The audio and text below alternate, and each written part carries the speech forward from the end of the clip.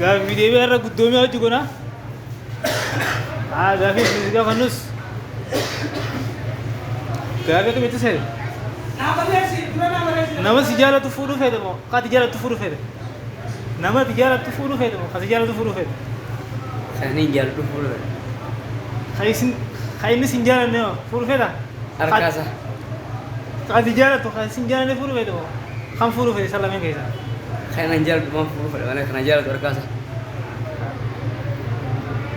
Ayir nama biraa si gaafana. Abdurrahman Atiyoo nama jaalatu fuudhuu feete moo kati jaalatu fuudhuu feete? Kana jaalladhu.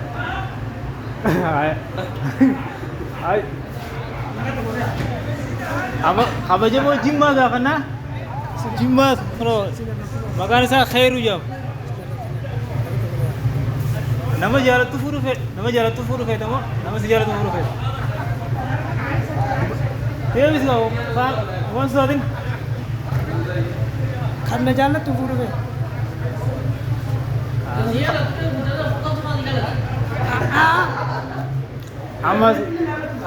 Ammas kabajamoo Khaliif gaafannaa? Salam.